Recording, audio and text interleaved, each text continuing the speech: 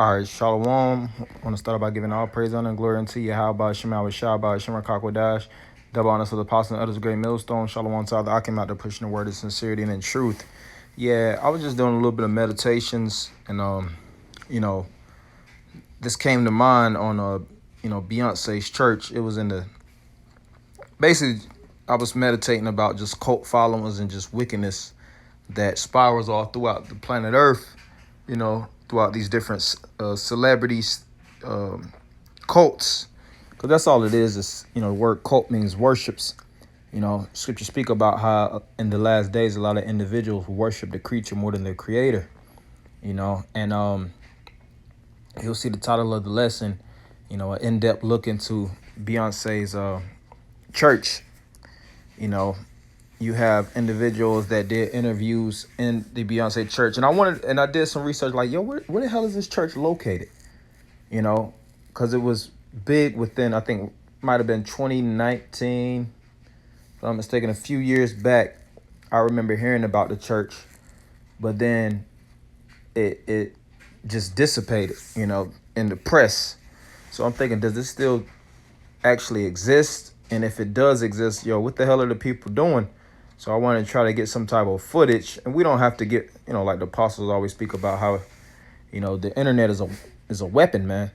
I don't have to drive to the said location of this church, and interview the so-called female ministers and things of that nature to get an in-depth analysis. Nah, you let these individuals that actually, do the work, let them do the dirty work, and we just cover, and filter things out through the spirit of Yahweh Shema Shah through the scriptures, man, as it is written, rightly dividing the word of truth. So you have this Beyonce mass, and you see the title, A Womanist Worship Service, how black women find their voice, represent the image of God, and create spaces for liberation. Yeah, this is no more than high-level Satanism, so-called black women empowerment. And that's why the Lord said that in the scriptures, he suffered not a woman to teach, because a woman's job is to be subservient unto the man. But you see these different women in today's time, which is the latter times, the most satanic times that the world would ever experience.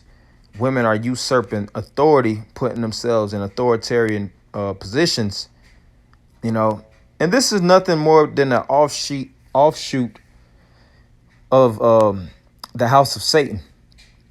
If you look at these different satanic churches, if you watched any documentaries and things of that nature on how satanic churches work, then you'll see the operations of this church. This is nothing more than a church of Satan. And even if you look at, you'll see the picture of the woman, but slightly above it, I just want to scroll in. All this is demonic symbolism. What is this? This symbol is not of the scriptures, man. Everything has some type of representation, whether you know it or not, and you got these blonde ass women that, follow these different, celebrities because they have good music in their eyes. The sensation of their content actually resonates with their so-called life story, so they think that they're worthy of worship, and they'll follow them. That's where you have, the Beyonce mass, and a mass is short for massacre. They'll use these different individuals as Judas goats. I just was going through the different events that take place, and I seen a video. Bear with me. Yeah, it was on Vice. Hey, and when you look at it, you'll see the men that's in these different churches, it's homosexuals. It's not no real man, unless a man is, a mangina. That's the only type of man, that I can see that's in the church, a mangina under his woman, that's actually in these churches representing the queen bee herself, to try to, get some type of spiritual guidance.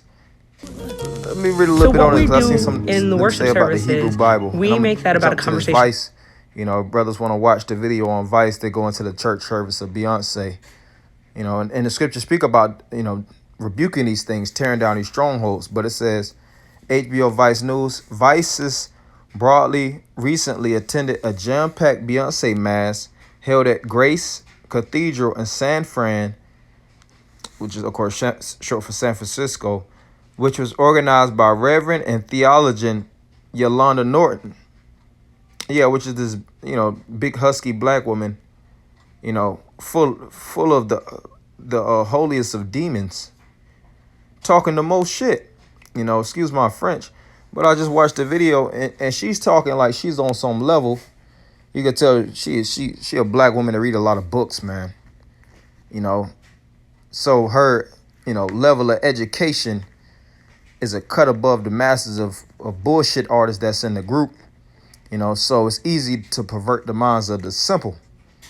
But it says, which is organized by Reverend and theologian Yolanda Norton, who teaches a class on Beyonce and the Hebrew Bible, where she uses the pop idol. First off, the scriptures speak about idols, and I want to get into a few scriptures, of course, but I just wanted to weigh in on these different points. Then I'm going to jump into the scriptures, where she uses the pop idol songs to interpret biblical scriptures through through a black feminist lens. Yeah, so she's changing and reinterpreting and trying to filter it through different lenses. That's witchcraft.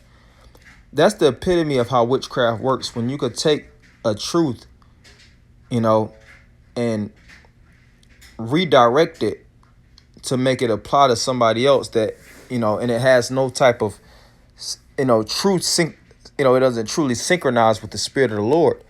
But like I said, when you have a true witch like this lady herself, she can take substance that actually is factual and filter it through and reinterpret it with the Beyonce spin to, force feed it into the masses. Hey, what does it speak about? The mass of Beyonce, the masses of the people, and like I said, these individuals that don't do their research, they're not studious worth a damn, they eat up this shit like, like chickens, in a bird's nest, man. But I just want to click this, and hopefully, we're going to go through it and we're going to go through the scriptures.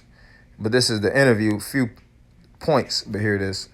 We would have with God. So if you imagine that as a prayer to God, how many... I don't know why you love me. And that's why I love you, right? I neglect you when I'm working. Yep, we all do that, right? So it's really about naming black female spirituality is embodied in that song. The Lord be with you. Also with you. Lift up your hearts. Lift them up to the Lord. We live in a world where a mostly male church debates whether or not women should be ordained. But Jesus chose Mary of Nazareth, a woman of color, and another woman of color, Mary of Magdala, to be the prophet of the resurrection. So what is very clear to me is that God is a lot more comfortable in trusting his power and authority to women of color than the church is. I've been asked time and time again, why Beyonce? That's also witchcraft. That this individual, whoever the hell he is, he said that Jesus of Nazareth, which we all know that that's not his name. How he deals with women on an interpersonal level, he chose Mary, as well as others, to bring forth the gospel. So why not bring forth, the gospel throughout Beyonce? Hey, Yahweh Shai himself, he rebuked that spirit of worshiping women.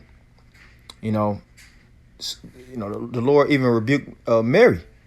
That whole connotation of, Mary being, the holy one, so to speak. Now we know Mary was, a beautiful woman, so to speak, in the eyes of the Most High Yahweh, but she was a woman nonetheless. She was a servant unto the husband Joseph.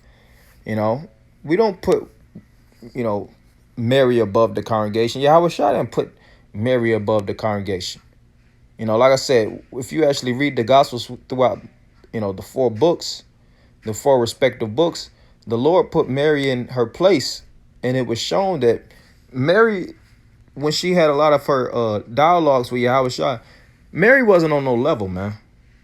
Like I said, I don't want to be too long with it, but I wanted to, go through these different points and cut cut through it, and I want to hit the scriptures, but I'm just gonna read, I'm just gonna continue on a little bit more on this video. I believe that she reminds us that sometimes you have to do your thing your way. You don't do it on demand. You don't do it for your oppressor. You don't sing when they want you to sing. You sing when God tells you to sing. Never give them your song. Beyonce didn't become Beyonce on her own. I'm not standing in front of you because of anything that I've done. I'm here because of the Mary Nortons of the world, the Daisy Washingtons of the world. These are women whose names you'll never know, but Black women who fought to their core to make sure that there was a better tomorrow for those who could stand in front of you and say, as a Black woman, I am created in the image of God, and I am here to change the game and make the world a better place. Yeah, so you see that they just omitting all kind of scriptures, and they're just using that as a platform to worship this woman, But this is 1 Timothy 2:12. But I suffer. Let me go up a little bit, get into the nooks and crannies of these scriptures. Verse 9, in like manner also that women adorn themselves in modest apparel, with shamefacedness. You see them women ain't in the spirit of shamefacedness in that congregation. You got women on the pulpit spewing out mischievous madness. All right. These women they don't have moderate regalia. They have, I'm pretty sure certain women, knowing that they're going to go to the Beyonce mass, they're going to have top-notch apparel on to show up and show out. Because they're women. We know how these different women in these today's times is, man. And these different women, I guarantee you that, like this, it was a movie I watched that said there's an albatross under a man's neck. Hey, a lot of these women are an albatross in these congregations. They're an albatross, on their man's necks. Look up the term albatross. Basically they got talons all over their man. These women talk the most shit, in their services, and then go home and be wiping their men's noses, man. Probably throwing hot grease on them. Putting witchcraft in their food. Look, we know these. Like the scripture speak about knowing the depths of Satan. You gotta know the depths of these demonic ass women. But it says with shamefacedness and sobriety, not with broided hair, which broided is what braids, or gold, or pearls, or costly array, but which becometh women professing godliness with good works. Let the woman learn in silence with all subjection. Yeah, the scriptures didn't speak about women being in these different congregations, clapping, like damn seals, with hearing the gospel. And it was never written for a woman to teach the gospel unto others. Let's go throughout all, the books of the Bible. For the most part, majority of these books were written, and administered by men. And you had a few books that were dedicated unto women, but these women weren't pastors, so to speak, and they weren't preachers. All right, Ruth was not a pastor or a preacher. The word pastor means to deliver ones to the pasture, and the preacher is to teach. Ruth really wasn't a teacher. Judith technically really wasn't a teacher. She had good works. The works that she shown through her faith, was something that was respected and regarded. But these women actually leading the congregation and things of that nature, for the most part, these women didn't have that jurisdiction. Now let's go. Okay, we're gonna go into the scriptures because the scriptures speak about shunning not. Now you had what was this? Delilah, if I'm not mistaken, it wasn't Delilah, but Barak and Deborah. Deborah was in the midst of the men, as a judge. But that and the true essence of it was that was really like what's the word I want to find? It was something that wasn't common, for a woman to actually have that position. And that shows you how low Jake was for a woman to actually step up and to be up on a certain platform to actually, help direct Jake. But it's, and for the most part, even it tells you in Hebrews, when Paul and the different apostles and stuff, when it was written, you could tell that she was under Barak, but she showed levels of, somewhat valor up under that man. But for the most part, these women, they, should be in their place. But you see that in today's time, as it is written in Isaiah, that women will compass that of a man. But it says, but which becometh woman professing godliness with good works, let the women learn in silence with all subjection, with the word subjection means to be under the rule, under a man, in the position of quietness. You could tell that these women do not know the scripture. If that same woman that was talking the most crap on that pulpit says you women got to learn subjection and learn how to be quiet up under your men, they would probably kick her out of the congregation, man. Because that's not the narrative that's pushed. The narrative that's pushed is idol worship under the spirit of Beyonce. And we've seen plenty of clips that shows the wickedness of Beyonce, as well as her whole family line. That girl is a chief Satanist. She throws up the monoconoto in plenty of videos. The Baphomet symbol. She's of that, higher left-hand side. That's why she has a church of individuals that she's sacrificing, man. Going back into the Beyonce mass. It says, but I suffer not a woman to teach, nor to usurp authority over the man, but to be in silence. And like I said, when you go into it, going back to that website, go to the about and go to the congregational leaders. It's all damn women. It's not even men that's in authority. And even when you watch the video like that was on Vice, it was homosexuals. They weren't even beta men. They were damn near, transvestites, man. Men in drag. You could tell a lot of those different men, they had certain experiences with other men. I don't want to go into the details for tube's sake, but you could tell that those men weren't on the level. But it says, verse 13, for Adam was first formed, then Eve. And Adam was not deceived, but the woman being deceived was in the transgression. Yeah, the woman stepped over the laws of Yahweh Shem Yahushua first, and she introduced that transgression unto Adam, which gradually broke down the world.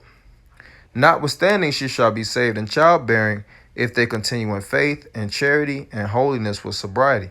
Yeah, I wanted to keep it short and brief. There's so many more scriptures I could go into to beat down the horse of it. You brothers, of course, you could add, antennas or add legs to the lesson, if you like. But we in them times, man, where Satan is on a prowl and he's going to use these different celebrities, celebrity idols. The scriptures already spoke about not even setting idols, above you, man or statue.